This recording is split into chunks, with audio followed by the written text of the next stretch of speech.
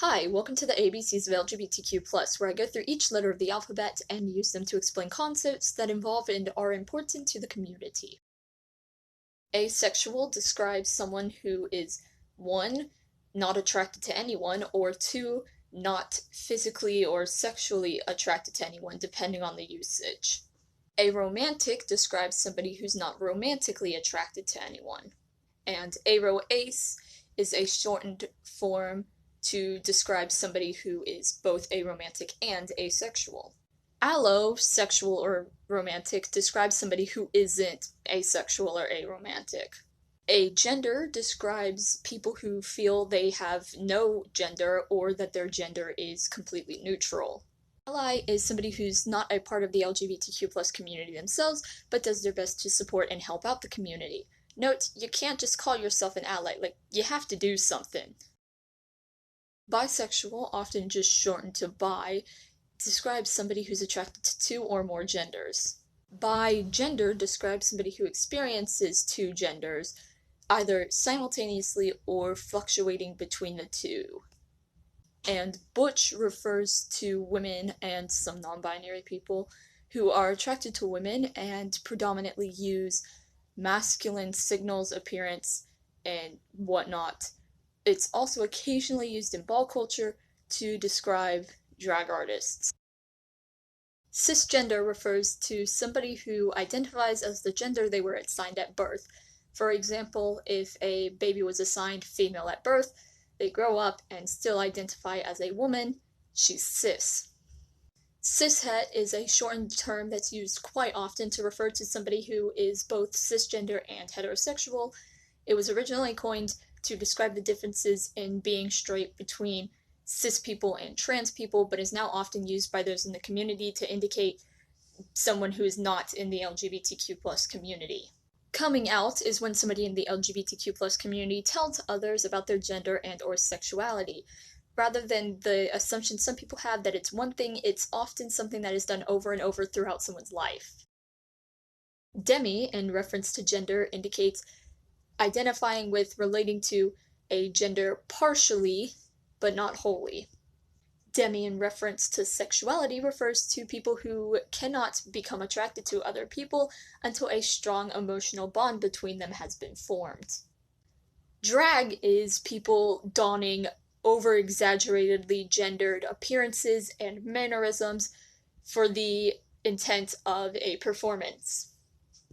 And dysphoria describes the discomfort that some trans people may feel as a result of their gender identity and sex assigned at birth not aligning correctly.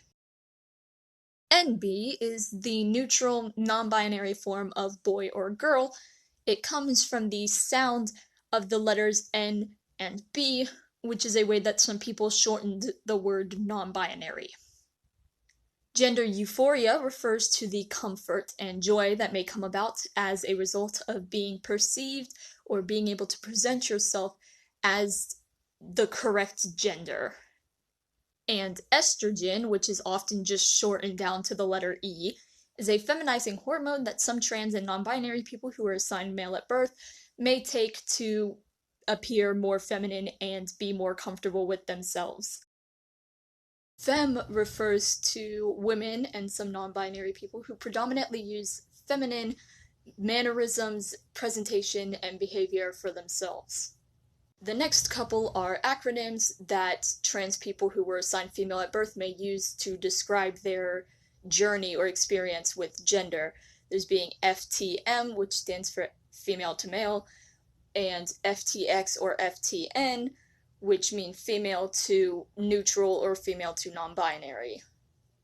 Note, some other trans people may not use those for themselves or feel comfortable being referred to that way because they feel that they were never female, but always the gender that they actually are.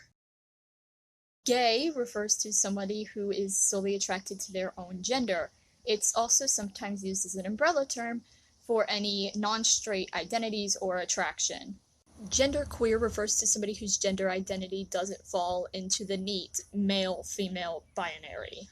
Gender fluid refers to someone who doesn't feel that they have one stable gender, but rather their gender changes over time. Gray gender refers to somebody who has a gender identity but does not feel very strongly about it or connected to it. And gray, when used as a prefix for sexuality, is very vague. It refers to something that isn't quite asexuality or aromanticism, but definitely isn't allo. Homosexual, more commonly known as gay, is somebody who's solely attracted to their own gender. Heterosexual, more commonly known as straight, is somebody who is solely attracted to the opposite binary gender. And HRT is an acronym meaning hormone replacement therapy, which is an aspect of medical transitioning that trans people may go through, where they take hormones to change which one is most predominant in their body, testosterone or estrogen. Intersex covers the variety of people who, when they're born, their sexual characteristics don't fit neatly into our binary categories of male or female. And while this one's more of a feminist term, it's still important to keep in mind when considering the fight for LGBTQ plus rights. That's intersectionality, remembering the intersections of privilege and oppression, and that even everybody who's gay have different experiences that might be affected by factors such as race, ethnicity, immigration status, wealth, and so much more. Joyfriend was a proposed neutral alternative to girlfriend and boyfriend that I just thought was really cute. And drag king refers to somebody who does drag, but uses exaggeratedly masculine appearance and behaviors and whatnot for their performance, as opposed to the more well-known feminine queens. LGBTQ+, also known as LGBT or LGBTQIA, are acronyms that refer to the community of people who don't fit into the expected cishet norm of our society. The letters stand for lesbian, gay, bisexual, trans, queer, or questioning, and the plus is for any identity that's in the community that was not previously stated. Lesbian is a term for women and some non-binary people attracted to women. Latinx and Latine are proposed neutral alternatives to Latino and Latina, and I will state here that they are not English and not pronounced Latin X. It's Latino or Latinx. Lavender, the flower and the color, has historical significance within the community. From the Lavender Scare to the Lavender Menaces, it's been around for a bit. MLM stands for Men Loving Men and is an umbrella term for any men who are attracted to men. Mogai was a proposed alternative to LGBTQ+ as a community term. It stands for marginalized orientations, gender alignments, and intersex. This term has gotten a pretty negative reputation from certain circles on the internet, but I do appreciate a word for the community that doesn't rely on just listing specific identities. Multisexual or M-spec are words that refer to anyone who's attracted to more than one gender, so somebody who's bi, pan, poly, etc. Alternatively, monosexual refers to people who are attracted to only one gender, like gay or straight. Non-binary is both a specific identity and an umbrella term that refers to any gender that is not fully male or female. Neutroid describes people who feel their gender is neutral or null. These next few are acronyms that refer to non-binary attraction. NBLW is non-binary people attracted to women, NBLM is non-binary people attracted to men, and NBLMB is non-binary people attracted to other non-binary people. Orbician, also known as Trixic, refers to non-binary people who are attracted to women.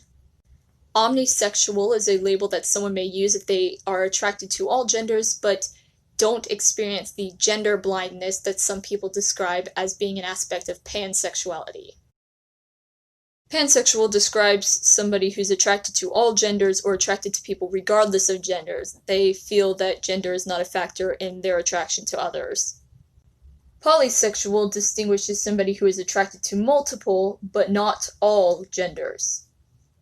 Being polyamorous means desiring or seeking out relationships with more than one significant other with the knowledge and consent of all involved.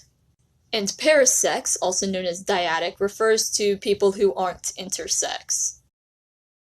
Queer is an identity and umbrella term that refers to someone who isn't cishet. Note, not everyone in the community is comfortable being called that, so don't call someone it if you know they're not comfortable with it, obviously. A drag queen is a drag artist that uses exaggeratedly feminine behaviors, appearances, and mannerisms for their performances. Questioning means you're not certain of your identity and you're going through the process of trying to figure out what label or labels fit you best. Queer or quasi-platonic relationships are relationships generally involving at least one aro partner that aren't romantic in nature but are generally stronger emotional bonds than in your average friendship. And QPOC is an acronym that stands for Queer Person or People of Color. The rainbow is a massive symbol for the LGBTQ+ community. The original rainbow flag was designed by Gilbert Baker in 1978 and has undergone a bunch of different variations and transformations since then. The most commonly used variation is the well-known 6-stripe flag, but there's also the original 8-stripe flag, the 9-stripe diversity flag, the Philly Pride flag, the Progress flag, and so many more. Because of its popularity, rainbow community has also become a proposed term to describe the LGBTQ+ community in a way that doesn't list specific identities. The split attraction model may be used to describe somebody's orientation if they feel that their romantic orientation and sexual orientation are not the same. For example, if somebody was asexual but biromantic, or aromantic but bisexual. Stud is somewhat similar to butch in that it describes masculine women and some non-binary people attracted to women. It was specifically coined by Black and Latina lesbians to represent the intersections between attraction to women, being masculine gender nonconforming, and being a person of color. Transgender, often shortened to just trans, describes anyone who identifies as a gender other than the one they were assigned at birth. Transfeminine describes somebody who was assigned male at birth but identifies with a more feminine gender. Transmasculine describes somebody who was assigned female at birth but identifies with a more masculine gender.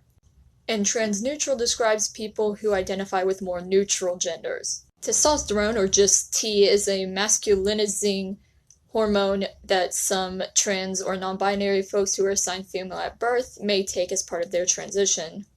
Trixic, also known as Orbicean, describes non-binary people who love women, and Tauric is for non-binary people attracted to men. You are gay. Violets have a long history of being connected to lesbians and women who love women. Sappho, an old poet, wrote her and her lover wearing garlands of lavenders. Because of that, women would give lavenders to other women as symbols of their sapphic desire. And related, WLW is an acronym that stands for Women Loving Women. In the LGBTQ+ community, X is sometimes used in words as a way of indicating that something is gender neutral. I've mentioned examples of it like FTX, MTX, or Latine in previous parts. Another example of this is Mix, which is a gender-neutral honorific. It's the neutral form of Mr. or Miss with an X instead of an R or an S. While the common pronunciation mix does seem very based on the pronunciation of miss, some other people do pronounce the word more similarly to Mr., pronouncing it mixter or mixture, which is where the first half of my username came from. For this letter, rather than diving into a specific word or words, I want to look into a question. Why? Why all these different labels, all these different words? And in a world where labels are for soup cans has become a super popular saying for some reason, I can understand where the question comes from. While I can understand the sentiment, I disagree. People are social creatures, and it makes sense that someone will want to find words to describe how they feel and connect with others who feel the same way, which labels are very useful for. And if you're wondering why there are labels that seem really similar but use different words, well, soft, fluffy, furry, and hairy are similar, but important in their own ways, aren't they? Z-sexual or Z-romantic like allo mean not ace or not aro. While the prefix allo is the opposite of the prefix a, this variation comes from the letter Z being the opposite of the letter A, and the idea that sexuality exists on a spectrum from A to Z. Z here and Zezem which despite being spelt with an X, uses the Z sound, so I'm counting it here, are neopronouns, and in my experience, the most commonly used neutral personal pronouns after they, them.